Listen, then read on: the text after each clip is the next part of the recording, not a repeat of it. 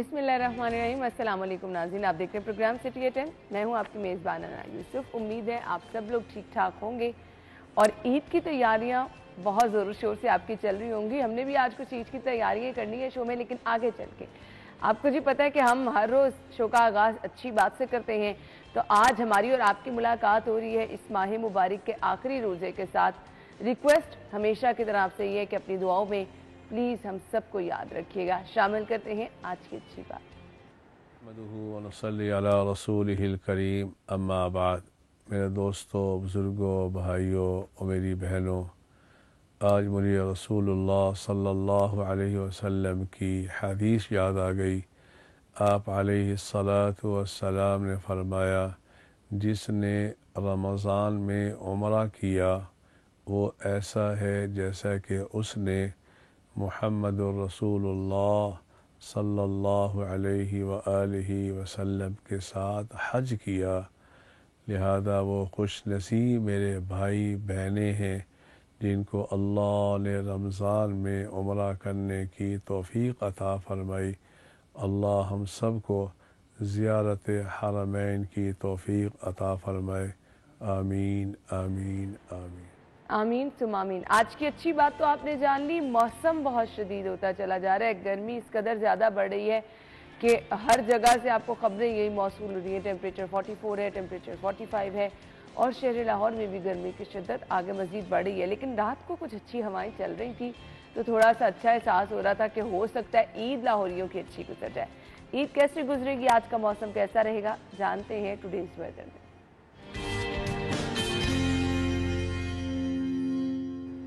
मायदा भाई मौजूद है, उनकी तरफ चलते हैं। जी मायदा, बताइए मौसम आज कैसा है और ईद कैसे गुजरने वाली है लाहौरियों की?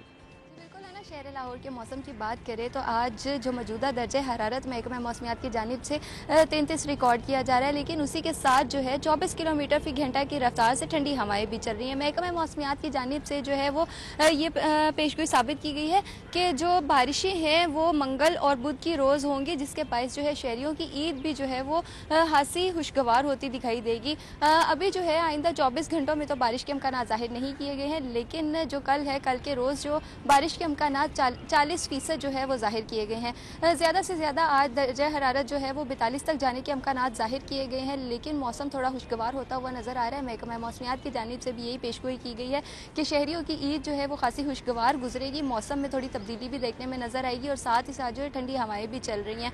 उसी के साथ जो है वो कम से कम जो दर्जा हरारत रिकॉर्ड किया जा रहा है वो 25 डिग्री सेंटीग्रेड रिकॉर्ड किया जाएगा।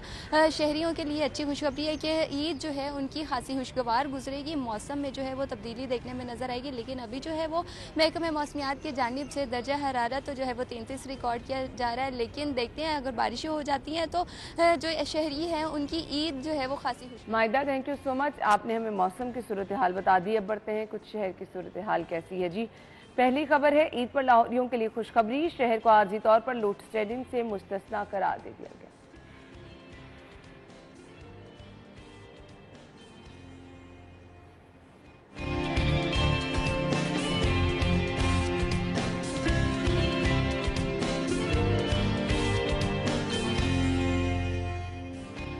वज़ीर आज़म की ज़ेर सदारत इजलास और शहबाज शरीफ ने इतवार की तातील के बावजूद सेहत से मुतल्लिका इजलास बुला लिया।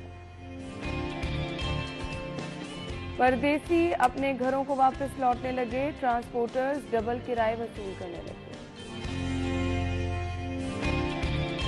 और हमजा शहबाज वज़ीर आला बनते ही इन एक्शन, गंदम और आटा की खरीदारी के लिए इजलास तलब कर लिया।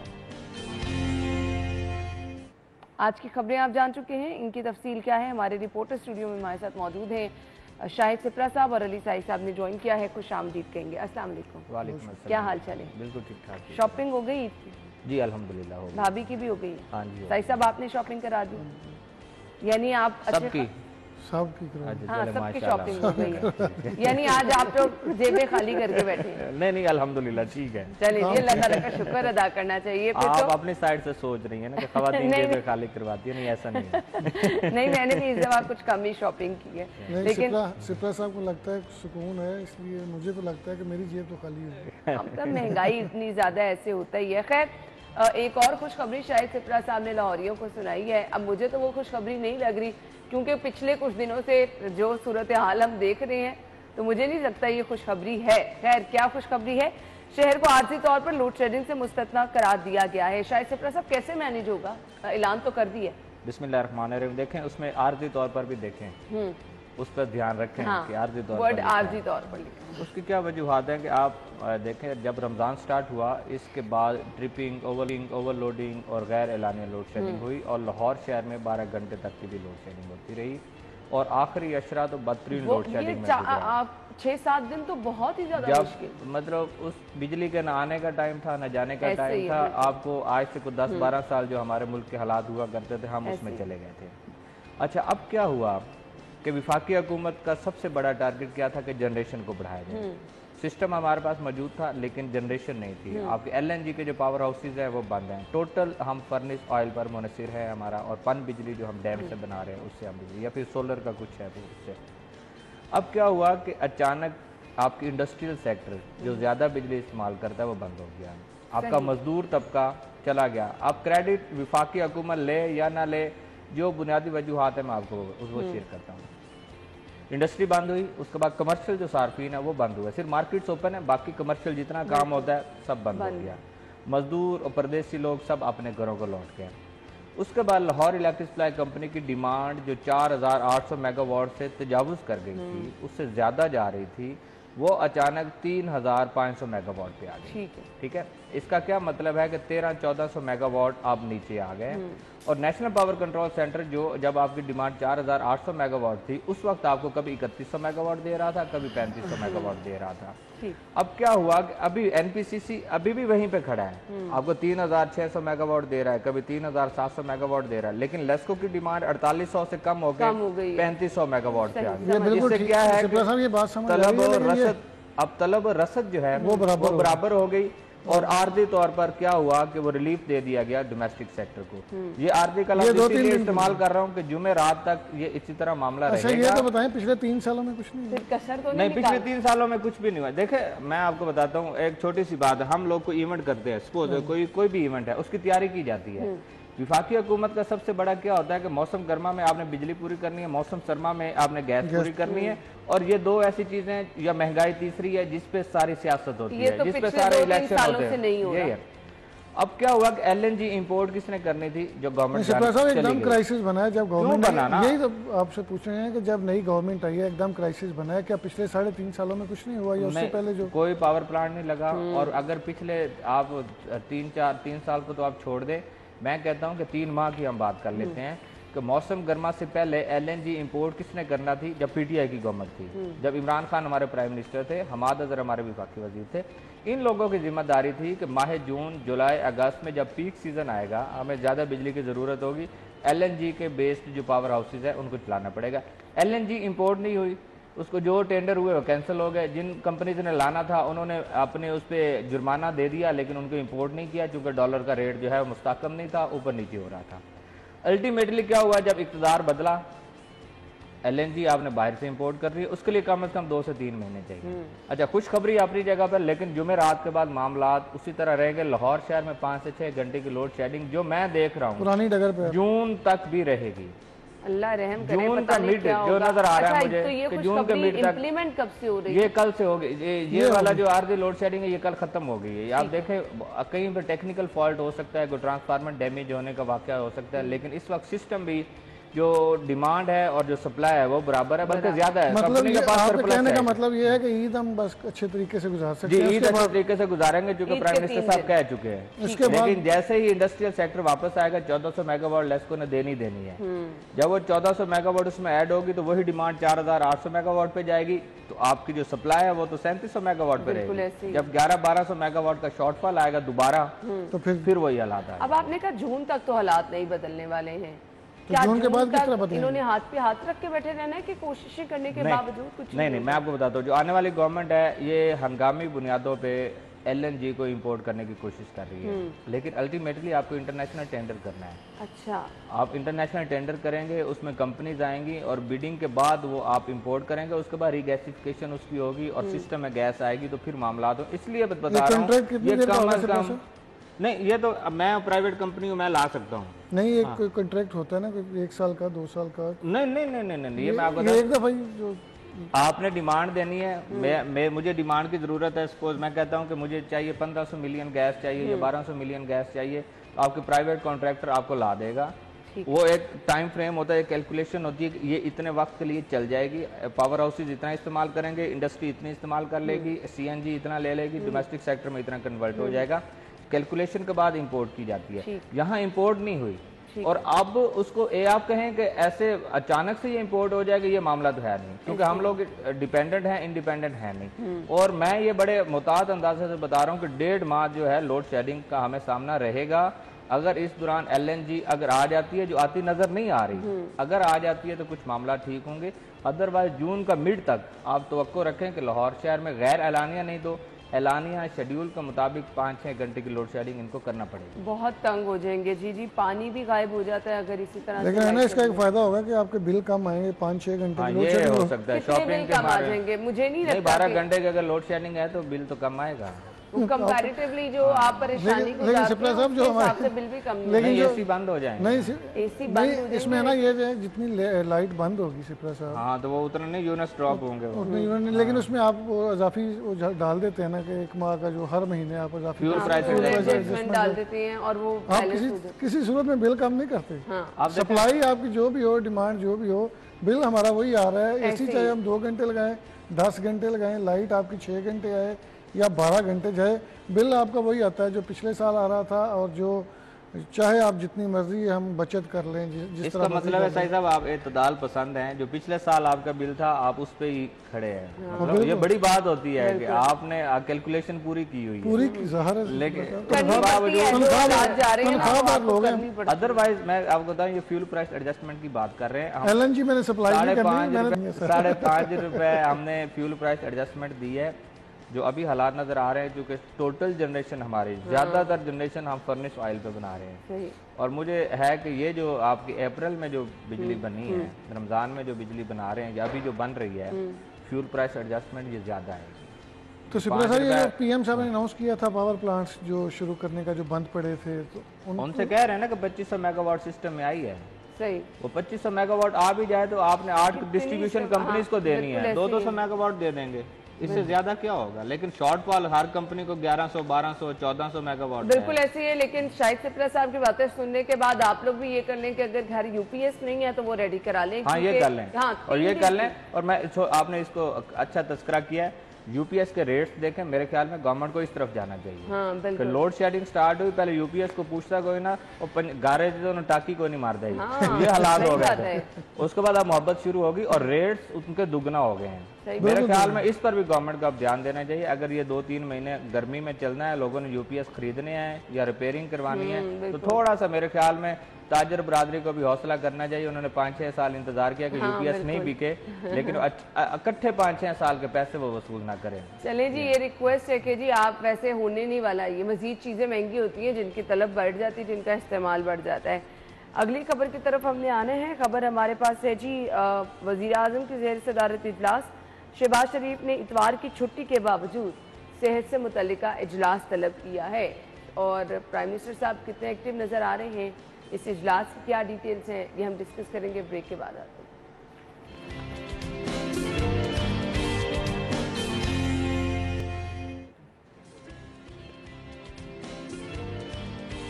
ब्रेक के बाद आपको एक बार फिर से खुशामदीद कहेंगे। खबर हमारे पास क्या है जी, वज़ीर आज़म मुतहरिक नज़र आ रहे हैं और आपको ये बताएं कि जी इतवार की छुट्टी के बावजूद उन्होंने इजलास तलब कर लिया। नई चीज़ नहीं है, जब शहबाज शरीफ साहब CM भी थे, वज़ीर आला पंजाब भी थे, तो ये सिलसिला हम देखते रहते थे। साई साहब आपसे आगाज़ करो। अना, जब से वज़ीर आज़म शहबाज शरीफ ने पाकिस्तान में अपना चार्ज लिया है, तब से इस्लामाबाद की जो सारी ब्यूरोक्रेसी है और वो जहाँ जितनी भी टॉप हरारकी है, वो इस चीज़ को कबूल ही नहीं कर रहे कि वज़ीर आज़म इस तरह होता है कि सुबह सुबह दफ्तरों के चक्कर लग रहे हैं, सुबह सुबह विज़िट हो रहे हैं।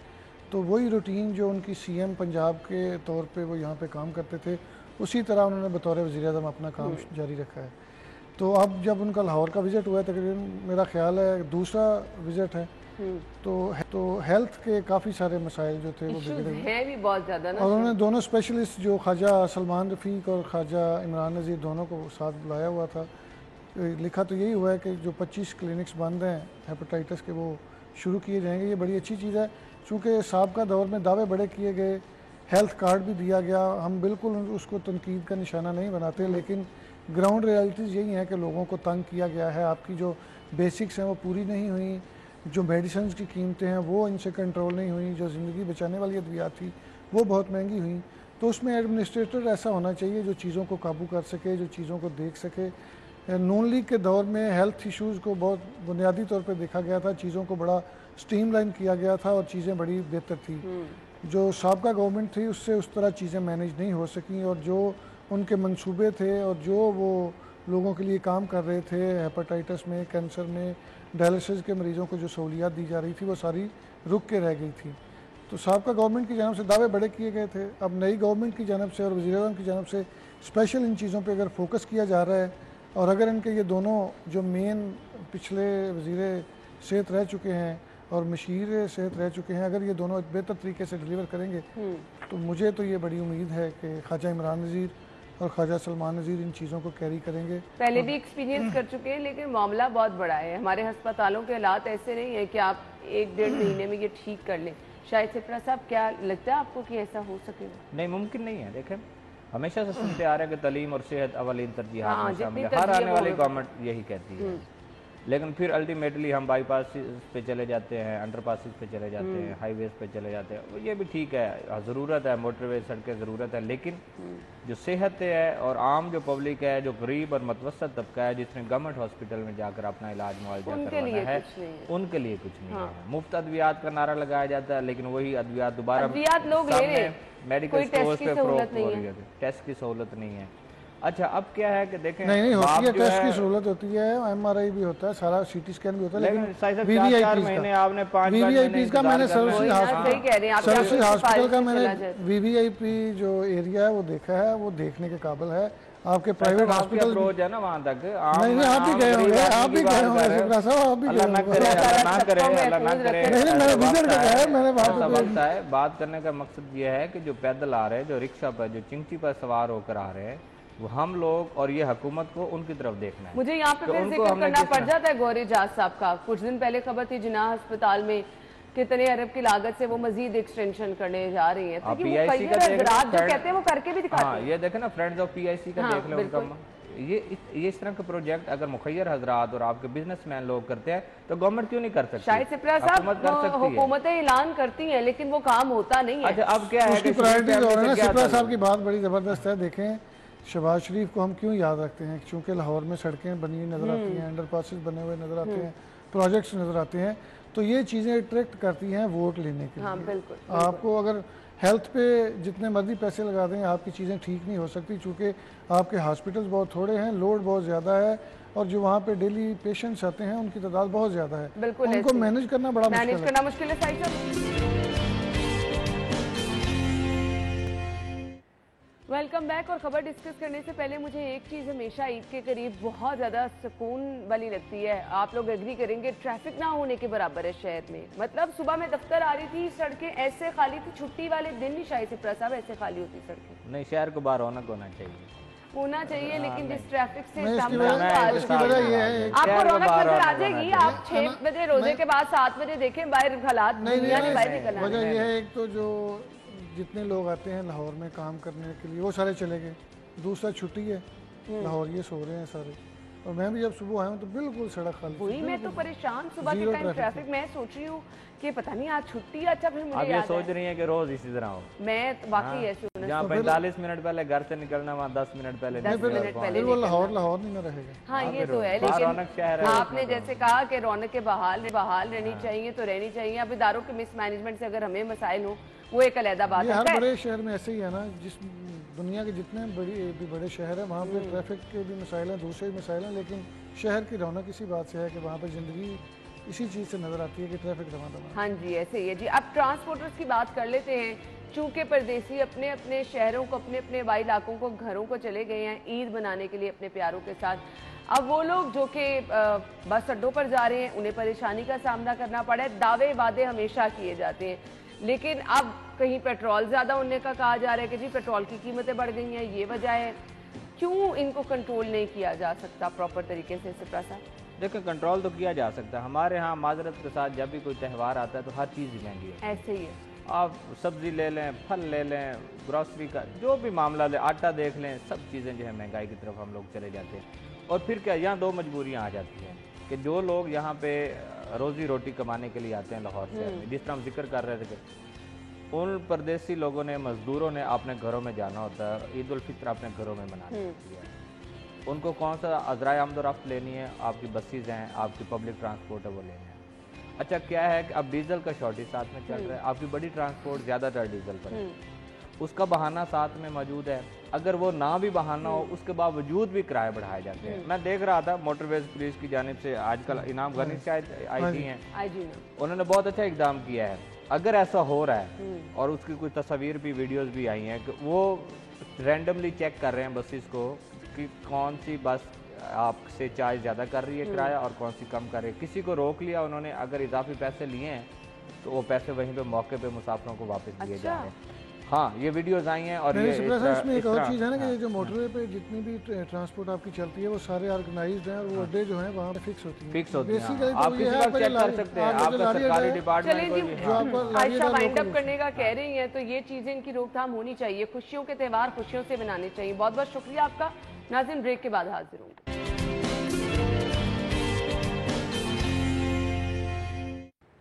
खुश आमदीद आपको एक बार फिर से कहेंगे, वेलकम बैक। और आप देख रहे हैं जी हमारे सेट पे कुछ हैपनिंग्स चल रही हैं। आप सब लोग जहाँ ईद की तैयारियां कर रहे हैं, हमने कहा कि जी हम भी आपके साथ अगर यहाँ पर बिजी हैं तो ईद स्पेशल हम यहाँ पे बना लें और कुछ आपको भी नए ट्रेंड्स के बारे में बताएं कि ईद पर स्पेशल आप लोगों ने क्या करना है। सबसे पहले जी हमारे साथ जो मेहमान मौजूद हैं उनका इंट्रोडक्शन में कराऊंगी। मेरे साथ जी मेहंदी एक्सपर्ट मौजूद हैं, जिनको मैंने कहा कि मुझे सबसे पहले आप मेहंदी लगाना शुरू कर दें, ऐसे ना हो कि ऑन एयर टाइम कम हो जाए और मेरी मेहंदी वहीं की वहीं रह जाए जी। तो हम सबसे पहले मारिया सरवर की तरफ चलते हैं। तो मारिया से मैं आपकी मुलाकात कराती हूँ। अस्सलाम वालेकुम मारिया, कैसी हैं आप? शुक्र अल्लाह का। अच्छा जी, मारिया मुझे मेहंदी लगा रही हैं, तो मारिया थोड़ी देर के लिए अगर आप रुक जाएं और सामने देख के हमारे नाजरीन को बताएं कि मेहंदी के बगैर तो बाकी ख़वातीन की ईद नहीं होती है। मेहंदी के आजकल ट्रेंड्स कैसे चल रहे हैं? बहुत अच्छे, बहुत ज़्यादा। अच्छा, किस तरह की मेहंदी चल रही है? आप बहुत ज़्यादा हैवी या सिंपल? के मुताबिक जो है वो लाइट ही लोग पसंद करते हैं और जो टिक्का स्टाइल और बेल इस टाइप की ज़्यादा गर्ल्स जो है वो पसंद करती हैं। चलें जी, अब मेरी मेहंदी कैसी लगेगी वो मैं आपको दिखाऊंगी। मारिया जब कंप्लीट करेंगी, मारिया आप स्टार्ट कर सकती हैं। हमारे साथ दूसरे हमारे जो मेहमान मौजूद हैं, तारुफ मैं आपके साथ कराना चाहूँगी। फैशन मॉडल अली रजा और ब्यूटिशियन हैं जी ज़रवा सलमान, जिन्होंने हमें ज्वाइन किया है। अपने मेहमानों को खुश आमदीद कहेंगे। अस्सलाम वालेकुम, क्या हाल चाल है? अल्हम्दुलिल्लाह। अच्छा जी, सबसे पहले हम अली रजा से स्टार्ट कर लेते हैं। और अली माशाल्लाह से मॉडल हैं, आप सभी लोग इनको देखते भी होंगे, जानते हैं, फैशन इंडस्ट्री में एक बड़ा नाम है। अली, कैसा लगता है आपको नए ट्रेंड्स को फॉलो करना? जब आप लोगों को देखते हैं, बहुत ज़्यादा अब लोगों में शऊर आ चुका है।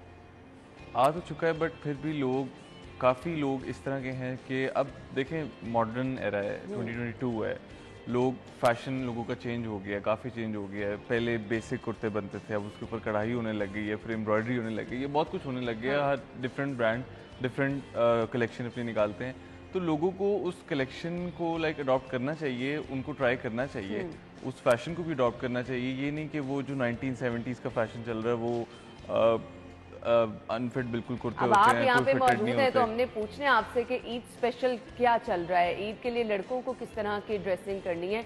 लेकिन हमारे साथ ब्यूटिशियन भी मौजूद हैं, अपनी दूसरी मेहमान की तरफ आएंगे।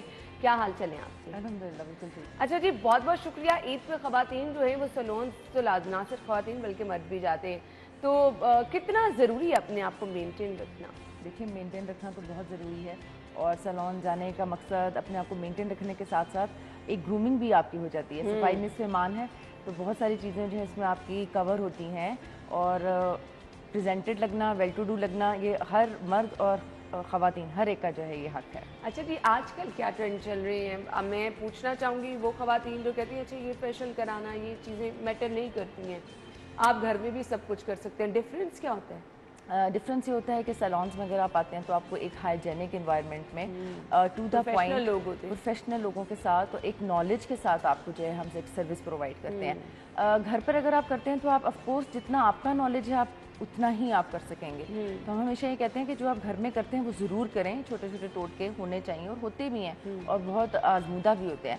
लेकिन जब आप सैलून आते हैं तो हमारे पास कुछ एडवांस सर्विसेज भी होती हैं जिनको लेके ख़वातीन जो है उनको बहुत फ़ायदा होता है। सही, तो बिल्कुल ऐसा है कि आप एक दफ़ा जाएं तो आपको पता चलता है डिफरेंस क्या आता है। अली, आपकी तरफ मैं आना चाहूँगी। सबसे पहले ईद की तैयारी की बात कर लेते हैं। लड़कों की कुर्ते आजकल कैसे चल रहे हैं? पहला दिन तो सभी लोग कुर्ता शलवार पहनते हैं, सब लोग वैसे कुर्ता शलवार ही पहनते हैं, दूसरे दिन भी मोस्टली जो लोग हैं वो कुर्ता शलवार ही पहनते हैं। बट ईद का ट्रेडिशनल ड्रेस है ना, ईद का ट्रेडिशनल ड्रेस है। हमारा। बट फिर भी मैं काफ़ी लड़कों को, काफ़ी जो यंग जनरेशन है, जो हमारे बॉयज़ हैं, उनको मैं कहना चाहूँगा कि अगर ईद है तो कोशिश करें कि आप ईस्टर्न वेयर में रहें। ऐसे मत करें कि आप अगर एक सबने ईस्टर्न वेयर पहना हुआ है तो आप अकेले ही पैंट शर्ट पहनकर और लाइक ईस्टर्न में भी आपके पास ऑप्शन ईस्टर्न में बहुत ऑप्शन आ गई हैं अब हमारे पास। दिन और तरह की ड्रेसिंग ईस्टर्न में कर सकते हैं, दूसरे दिन और तरह की कर सकते हैं। अब कुछ लोग शलवार पहनना पसंद करते हैं, कुछ लोग ट्राउजर्स पहनना पसंद करते हैं, तो मैं पर्सनली ट्राउजर रेकमेंड करता हूँ क्योंकि वो एक स्मार्ट फिट आ जाता है। शलवार कमीज अच्छा, एज ग्रुप भी तो अली इसमें मैटर करती है ना। अब मतलब अब अब्बा हमारे अगर पहन लेंगे तो वो थोड़ा सा ऑड भी लगता है, लड़के पहन ले वो नहीं, वो आपकी बात ठीक है। बट अगर हम थोड़ा सा उन लोगों की तरफ जाएं जो कि ऐसे किसी माहौल में पले बड़े हैं, लाइक जैसे ये गुज्जर फैमिली टाइप से होते हैं, लेकिन ये इनको थोड़ा सा ये नॉलेज होना चाहिए। जैसे कि डिज़ाइनर्स शूट करवाते हैं हमसे, हमारे बिलबोर्ड लगते हैं इंस्टाग्राम पे, सारा हम बताते हैं, तो इन लोगों को थोड़ा सा इन्फ्लुएंस लेना चाहिए हमसे कि इस तरह के कपड़े भी इनको ट्राई करने चाहिए कि ये पहनकर देखें जो डिज़ाइनर्स बना रहे हैं वो किसी वजह से बना रहे हैं। कोई कलेक्शन अगर बना रहे हैं तो किसी वजह से बना रहे हैं, किसी चीज़ से इंस्पायर होकर बना रहे हैं। तो मुझे पर्सनली बहुत पसंद है कि मैं नई नई चीज़ें ट्राई करूँ, ऐसी चीज़ें कि जो लोग पहनना नहीं चाहेंगे और जो लोग नहीं पहन सकते हैं, कैरी नहीं कर सकते, तो मुझे वो चीज़ पसंद है जो कि स्टैंड आउट करे। सही। अच्छा, आप कुर्ते किस तरह के खरीदने हैं? क्या बहुत ज़्यादा एम्ब्रॉयडर्ड कलर्स का बताइए क्या ट्रेंड में नहीं, कलर्स जो है वो आपकी स्किन टोन के हिसाब से आप लें। मोस्टली लोग ये होता है कि ब्लैक या वाइट या ब्लू में रहते हैं। वाइट तो हमेशा, ब्लैक भी बहुत खूबसूरत वो ये बेसिक कलर्स हो चुके हैं, ये हर कोई पहनता है, ये टेम्परेरी कलर्स हैं। बट आपको थोड़ा सा आपके कपड़ों में कोई ऐसी चीज़ होनी चाहिए, कोई आजकल एक्सेसरीज लोग कैरी करते हैं, रिंग्स हो गई, वॉचेस हैं, फिर उसके बाद पेंडेंट्स हैं, फिर उसके बाद फैनी बैग्स, काफ़ी ज़्यादा चीज़ें होती हैं जो कि आजकल शलवारों कमीज़ों के ऊपर भी चल रही हैं। ब्लैक पूरी शलवार कमीज़ है, ऊपर वेस्ट कोट है, येलो हैंकरचिफ लगी हुई है, तो वो चीज़ जो होती है वो आपको बाकी लोगों से डिफरेंट करती है। तो मुझे ये चीज़ पसंद है कि आप एटलीस्ट थोड़े से डिफरेंट लगो। अच्छा, कुछ लेंथ के हवाले से भी कुर्तास की डिफरेंट मैं देखती हूँ। कुछ लोगों ने बहुत शॉर्ट, कुछ लोगों ने बिल्कुल लंबे कुर्तास पहने होते हैं। ये क्या आपकी अपनी चॉइस पे डिपेंड करता है? ये अपनी चॉइस पे डिपेंड करता है। जो कि आपके नीज से ऊपर कुर्ते होते हैं वो थोड़े से स्मार्ट कैजुअल में आ जाते हैं, बट जो नीज तक होते हैं प्रॉपर कुर्ते का कट वो है। सही। अच्छा जी, ज़रवा साहिबा मैं यहाँ पे आ जाती हूँ, मुझे बताएं ट्रेंड में क्या चल रहा है? बहुत सारे लोग पसंद करते हैं नेल्स हमारे अच्छे दिखने चाहिए। नेल से मैं स्टार्ट कर लेती हूँ। हाथ मुझे लगता है हमेशा आपको सबसे पहले ध्यान रखना चाहिए। तो क्या ट्रेंड्स में चल रहा है? अगर आप सैलून पर ईद सर्विसेज की बात करेंगे तो वही फेशियल्स चल रहे हैं, ब्लो ड्राइज बहुत ज़्यादा होते हैं, लोग बालों के कलर पे बहुत ज़्यादा तवज्जो देते हैं, कुछ ना कुछ डिफरेंट उनको कलर चाहिए मौसम के हिसाब से। चूँकि ईद जो है इस वक्त गर्मी में ही है तो वो कूल कलर्स जो हैं वो चल रहे हैं, बहुत अच्छे लगते हैं। नेल्स भी ख़वातीन चाहती हैं कि उन पर अच्छा नेल आर्ट हो जाए। कुछ ख़वातीन इसको प्रेफर करती, कुछ नहीं करती, जैसे ईद के सुबह नमाज भी पढ़नी होती है और घर के काम भी बहुत ज़्यादा होते हैं, मेहमानदारी भी होती है, तो समटाइम्स नेल्स प्रेफर करिए भी जाते हैं और समटाइम्स नहीं भी होते। अच्छा, मुझे हेयर्स में बताइएगा ट्रेंड क्या चल रहा है? कलर्स में हेयर कलर वगैरह आप खुद भी रिकमेंड करती होंगी, ट्रेंड क्या चल रहा है? बिल्कुल, हम खुद भी रिकमेंड करते हैं। और हेयर इस वक्त it's a very vast field जिसमें बहुत डिफरेंट तरह के कलर्स और उनकी चेंजिंग्स और उनकी टेक्निक्स जो हैं वो बहुत ज़्यादा इस वक्त मार्केटिंग में आ चुकी हुई हैं।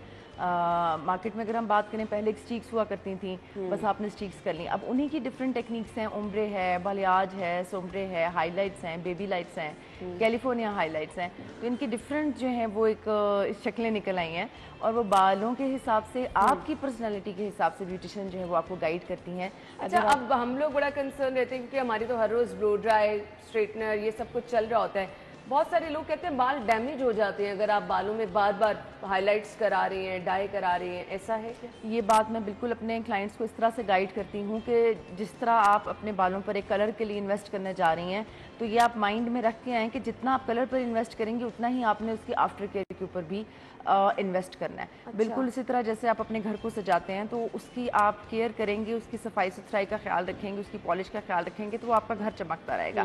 चाहे आपने एक डेकोरेशन पीस रखा हुआ है या चाहे आपने ढेर सारे रखे हैं, बट उसकी मेंटेनेंस ज़रूरी है।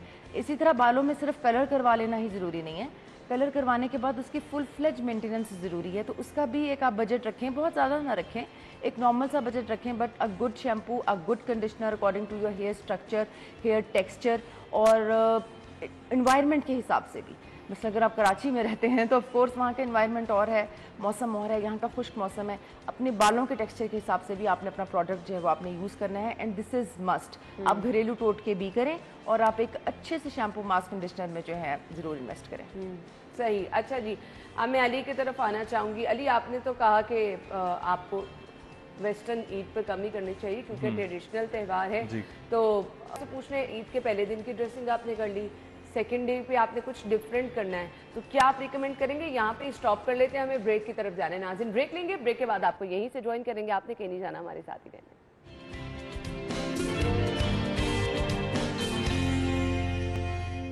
वेलकम बैक नाज़रीन, प्रोग्राम में आपको एक बार फिर से खुश आमदीद कहेंगे। हमारे मेहमान हमारे साथ मौजूद हैं और मेरी मेहंदी भी आप देख सकते हैं ऑलमोस्ट कंप्लीट हो गई है, थोड़ी सी रह गई है और इसके बाद हमने दूसरे हाथ की तरफ भी आना है।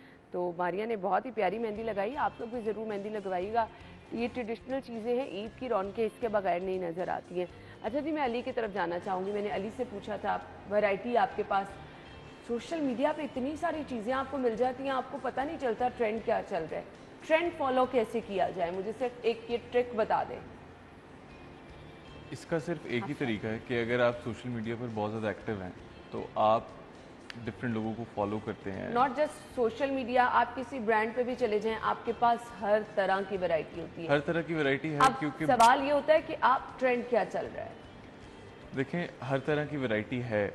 जो मोस्टली जो ट्रेंड चल रहे हैं वो डिज़ाइनर्स के चल रहे हैं कि वो कुछ एम्ब्रॉयडर्ड चल रहे हैं, डिफरेंट स्टाइल्स आ गए हैं कुर्ते के, फिर उसके बाद ओपन कुर्ते हैं। हालांकि एक जो कुर्ता बेसिक जो होता है वो उसके 3 से 4 बटन होते हैं और वो लाइक नीज तक होता है, ये एक बेसिक है। लाइक ट्रेंड जो है वो चेंज होता जा रहा है। ट्रेंड कभी भी एक जगह पर नहीं रुका, वो पहले रुकता था। अब अगर मैं वैसे रेकमेंड करूँगा कि अगर आप वेरिएशन चाहते हैं ना और आप कोई कुर्ते का नया स्टाइल नहीं ट्राई करना चाहते तो आप कलर्स ज़रूर ट्राई करें। लाइक अगर आप एक दिन वाइट पहन रहे हैं, दूसरे दिन ब्लैक पहन रहे हैं, या एक दिन वाइट और ब्लैक, क्योंकि अक्सर होता है सुबह लोग ईद की नमाज के लिए कुछ और पहन रहे होते हैं, रात को कुछ और पहन रहे होते हैं। तो मैं ये कहूँगा कि वाइट और ब्लैक और ब्लू से निकल के भी लोग कलर्स पहने, अपनी स्किन टोन के हिसाब से कलर पहने, उनको अच्छा, वो नहीं अब लगता। ये वाली ऑप्शन लड़कों के लिए बड़ी डिफिकल्ट हो जाती है कि इससे बाहर निकले तो कौन सा कलर पहने। मैं आपको वही बता रहा हूँ, उनको वो नहीं लगता। बट अगर सपोज मैं ऑडियंस हूँ, ठीक है, तो मैं उसको ज़्यादा बेटर गाइड कर सकता हूँ कि यार तुम पर कौन सा कलर अच्छा लगेगा। इसलिए डिज़ाइनर्स हैं, इसीलिए हम फैशन इन्फ्लुएंसर्स हैं, हम फैशन मॉडल हैं, क्योंकि हमें कोई भी कलर पहना दिया जाता है तो वो हम पे अच्छा लग रहा होता है और हमने वो बेचना होता है, हमने वो पहना होता है। तो वो जब डिज़ाइनर सिलेक्ट करता है कैटेगरी, अब 4 मॉडल हैं एक में, तो डिज़ाइनर ने अपनी कलेक्शन बनाई है जिसके अंदर हर कलर है, रेड है, आइवरी है, ब्लू है, पर्पल है, हर कलर है। तो वो मॉडल के हिसाब से उनको वो कलर्स देता है, उनके हिसाब से वो उनकी स्किन टोन के हिसाब से उनको वो कलर्स पहनाता है कि वो इसे कैरी कर सकेगा, वो इस कलर को कैरी कर सकेगा। तो इसीलिए वो हमें कलर्स पहनाए जाते हैं, क्योंकि डिज़ाइनर इटसेल्फ उसने स्टडी की हुई है चीज़, उसको पता है कि कौन सा कलर किस स्किन टोन पे अच्छा लगेगा। तो मैं ये रेकमेंड वैसे करूँगा लड़कों को कि अगर आप कोई पिक्चर देख रहे हो ना, कोई भी सोशल मीडिया पर पिक्चर देख रहे हो, बिलबोर्ड लगा देख रहे हो, जब आप किसी ब्रांड पर जाते हो तो उनकी कैटलॉग्स होती हैं प्रॉपर। तो आपको अगर एक सेट पसंद आ रहा है तो आप उसी सेट को लो। अगर आपकी स्किन टोन मैच होती है तो आप ये ना करो कि इसका कुर्ता ये ले लिया, नहीं जी मुझे इसकी वेस्ट कोट नहीं पसंद तो मैं वेस्ट कोट ये पहन रहा हूँ। तो अगर उन्होंने एक सेट बनाया, उन्होंने एक मॉडल को पूरा प्रॉपर ड्रेस्ड अप किया है तो वो किसी वजह से किया है, वो ऐसे नहीं किया कि जी ये उठा के कोई भी कपड़े पहना। बिल्कुल ऐसे ही है। अच्छा जी, मैं ज़रबा पे आना चाहूँगी। ज़रबा, मुझे बताइएगा, बहुत सारी ख़वातीन जब जाती हैं सैलून्स में, समझ नहीं आती, फेशियल्स की भी आपके पास बहुत कैटेगरीज होती हैं, कौन सी स्किन टोन के लिए कौन सा आप बताती हैं फेशियल होना चाहिए? अगेन इसके लिए हमारे पास स्किन स्पेशलिस्ट होते हैं, ठीक है, और जो स्किन को अच्छे से स्टडी करके और क्लाइंट की एज के अकॉर्डिंगली, फिर उसकी एज के उसकी स्किन के अकॉर्डिंगली उसको हम गाइड करते हैं कि आपने कौन सा फेशियल लेना है। इधर इट्स मेडिकेटेड या फिर हर्बल होना चाहिए। अगर स्किन बिल्कुल जैसे टीन एज है और आप जस्ट क्लेंजिंग करवाना चाह रहे हैं, तो हम कभी भी क्लाइंट को गाइड नहीं करेंगे कि प्रॉपर फेशियल और स्टीम और फिर वो एक स्क्रबिंग की तरफ जाए। जस्ट एक सिंपल से क्लेंजिंग ले ले और एंड पे एक अच्छा सा मास्क ले ले ताकि आपकी स्किन फ्रेश हो जाए। ठीक है, गर्मी है, बच्चियां सफ़र करती हैं, कॉलेज आना जाना होता है, इवन स्कूल भी आपने आना जाना, एक्सपोजर होता है सूरज की तरफ, तो थोड़ा बहुत तो स्किन का ख्याल रखना ही होता है। तो ये हम क्लाइंट को गाइड करते हैं। इसके अलावा यही होता है कि स्किन के टेक्सचर के अकॉर्डिंगली, और सबसे जो ज़रूरी चीज़ है वो है आपकी एज। एज के अकॉर्डिंगली आपकी स्किन को कौन सा फेशियल जो है चाहिए, हम सब क्लाइंट को गाइड करते हैं। फिर क्लाइंट की अपनी भी कुछ क्लाइंट बहुत अच्छे और समझदार होते हैं, अपनी स्किन को ऑलरेडी बहुत अच्छे से समझ रहे होते हैं और उसके अकॉर्डिंगली वो खुद बताते हैं कि हमारी स्किन सेंसिटिव है या नहीं है, या हमने ये प्रोडक्ट यूज़ किया था उसका हमारे ऊपर ये उसका रिएक्शन हुआ या नहीं हुआ, ये प्रोडक्ट हमें बहुत ज़्यादा सूट की। फिर हम क्लाइंट को उसके अकॉर्डिंगली उसको गाइड करते हैं। ठीक है, स्किन केयर आप नॉर्मली कैसे कर सकते हैं? आपको अगर अपनी स्किन को बहुत अच्छा रखना है, कुछ टिप्स बता दें। बिल्कुल, जैसे मैंने अभी सुबह में मेकअप करना था तो I splashed my face with cold water. Even मतलब मैंने उस पानी में थोड़ी सी बर्फ़ डाल ली और फिर मैंने उससे उसको स्प्लैश किया। एक तो बेस बहुत अच्छी रहती है और ये अभी शाम तक चलेगी, बिल्कुल भी उसको कुछ नहीं होगा। ठीक है, एक तो ये हो गया। और आपने वैसे भी दिन में 3 दफ़ा, जितनी गर्मी अब जून की आ जाएगी, जुलाई की आ जाएगी, आप स्प्लैशेस ऑफ कोल्ड वाटर जो अपनी स्किन को देंगे तो आपकी स्किन को एक वो जो गर्मी वाली चुभन होती है एक तो उससे दूर रहेगा। फिर एक बड़ी हम कॉमन टर्म हम यूज़ करते हैं, अब बहुत सारे लोगों को पता होगा सोशल मीडिया के through, CTM, cleansing, toning and moisturising. आपने अपनी स्किन की क्लिनजिंग, टोनिंग, मॉइस्चराइजिंग करनी है और 15 एज से ऊपर आप ये कर सकते हैं बड़े आराम से। प्रोडक्ट आपने अपनी स्किन के और एज के अकॉर्डिंगली सिलेक्ट करना है, वो एक डिफरेंट जो है वो डिस्कशन है कि आपने क्या करना है, ये आप काम कर सकते हैं। और घरेलू टोटकों को मैं हमेशा से जो है अप्रिशिएट करती हूँ। अगर आप कुछ भी, जैसे आप रोज़ वाटर में ग्लिसरीन मिला के मिक्स करके अपनी स्किन को जो है उससे टोनिंग करना चाहें तो आप कर सकते हैं। क्लिनजिंग हो सकती है, उससे बहुत अच्छी हो सकती है। और रोज़ वाटर सबसे अच्छा टोनर है। गर्मियों में अगर आपने जैसे मैंने आपको बताया कि ठंडे पानी के आपने स्प्लैशेस लेने हैं, आप एक रोज़ वाटर की बोतल स्प्रे वाली फ्रिज में आप रखते हैं, आपने जस्ट उसका एक स्प्लैश लेना है, you are enough, you are good. मतलब पूरे दिन में आपकी स्किन जो है बहुत अच्छी रहेगी। पानी आपने मैक्सिमम बहुत ज़्यादा पीना है हर घंटे बाद। इवन आप अलार्म लगाएं, इंटरनेट पे, एंड्रॉयड पर इस वक्त ऐप्स हैं जो आपको याद करवाएंगी हर घंटे के बाद कि आपका पानी का, वाटर का इनटेक है। आप बॉटल अपने पास रखें। मैंने जब ये किया था उस दिन मैंने पूरा दिन 1 घंटे बाद में पानी पीती रही थी क्योंकि मेरा अलार्म बज जाता था। सही, तो ये बहुत अच्छी टिप्स आपको दे दिए।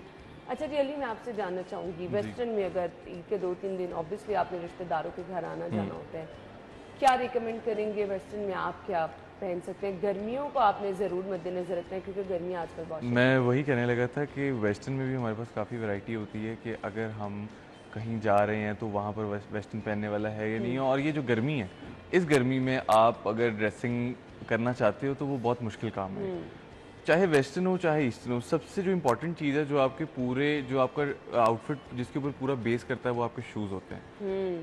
आपके शूज़ साफ़ होने चाहिए, आपके शूज़ बिल्कुल लाइक क्रीसलेस होने चाहिए। मैं ये समझता हूँ अगर मेरे वाइट शूज़ हैं और उनके लाइक होता है कि वाइट शूज़ थोड़ी देर पड़े रहें तो वो पेल हो जाते हैं, अगर वो थोड़े से पेल भी हो गए हैं तो मैं नहीं वो पहनूंगा। अगर उनके ऊपर थोड़ा सी मिट्टी भी लगी हुई है तो मैं नहीं पहनूंगा जब तक कि वो मैं उनको दोबारा वॉश ना कर लूँ। और ऐसा नहीं होता कि आपने जूते अपने किसी सर्फ में डाल दिए या किसी चीज़ में डाल दिए और वो साफ़ कर लिए, ऐसा नहीं होता। इनकी प्रॉपर पॉलिशिंग होती है जो कि आप इतने अगर आप एक अच्छे, आप, मैं कहता हूँ कि अगर आप 4 जूते लेने से अच्छा है कि आप एक जूते पे इन्वेस्ट कर लो। हाँ बिल्कुल, आप एक ऐसे जूते पे इन्वेस्ट कर लो जो कि हर चीज़ों के साथ चल सके, कंफर्टेबल होनी चाहिए। ऐसे ही है, बहुत प्रॉब्लम होती है क्योंकि देखें जो लोकल जूते हैं ना जो हमारी मार्केट्स में बिकते हैं, उससे आपके जो फीट की अलाइनमेंट है वो आपकी ख़राब हो सकती है। आपके पाँव, अक्सर मैंने देखा कि एक आपका पाँव टेढ़ा हो जाता है, क्योंकि ये मैंने खुद भी ऑब्जर्व किया था, क्योंकि मुझे ये फील होना शुरू हुआ था स्टार्ट में, बट फिर मैंने वो छोड़ दी। तो फिर 4 जूते लेने से अच्छा है कि बंदा एक जूते में इन्वेस्ट कर ले। और अगर आप वेस्टर्न पहनना चाहते हैं किसी फेस्टिव, लाइक जैसे ईद है, अगर आप ईद पर वेस्टर्न पहनना चाहते हैं तो मैं ये सजेस्ट करूँगा कि आप शर्ट पैंट्स पहने, लाइक फॉर्मल कपड़े पहने। टी शर्ट्स, जीन्स वो आप नॉर्मल डेली लाइफ में भी आपने पहनी होती हैं, तो इतनी कोई ख़ास चीज़ नहीं मिल रही हमारे ब्रांड से जो कि ईद पर पहनी जा सके, क्योंकि वो बहुत ही ऑफ लग रहे होते हो आप।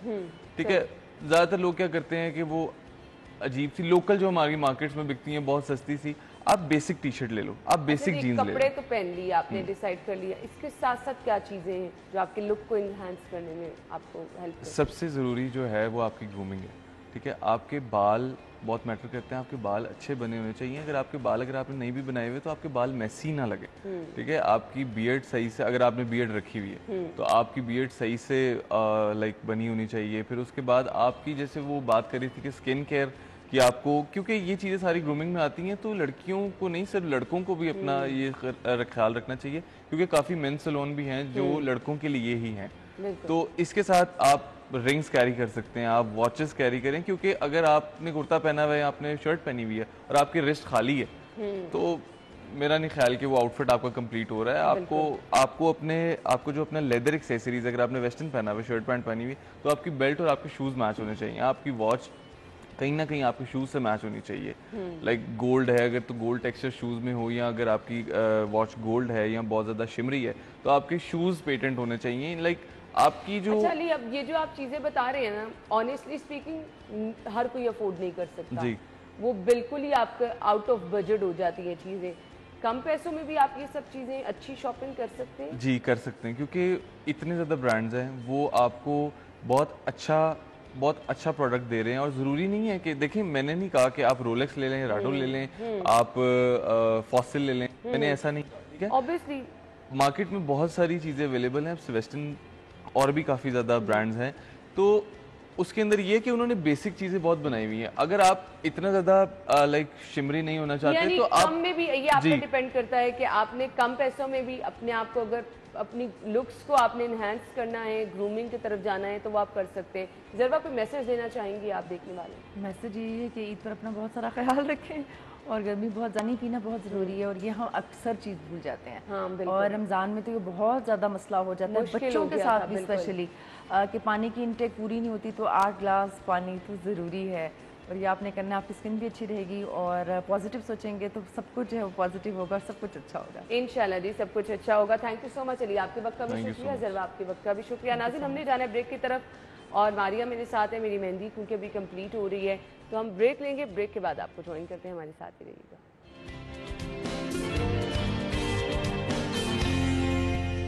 ब्रेक के बाद आपको खुश आमदीद कहेंगे। मेहंदी तो मैंने लगा ली है, लेकिन इसके साथ बहुत सारे काम मैंने करने हैं। मेहंदी बहुत खूबसूरत लगी है, तो ये बहुत प्यारी सी मारिया हैं जिन्होंने हमें ये मेहंदी लगाई है, तो आप देख सकते हैं बहुत ही प्यारी मेहंदी आपने लगाई है। Maria, thank you so much, I love this.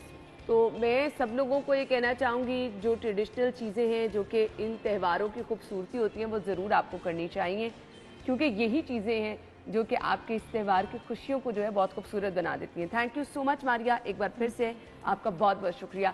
नाज़रीन, हमारी मेहंदी कंप्लीट हो गई है, लेकिन वो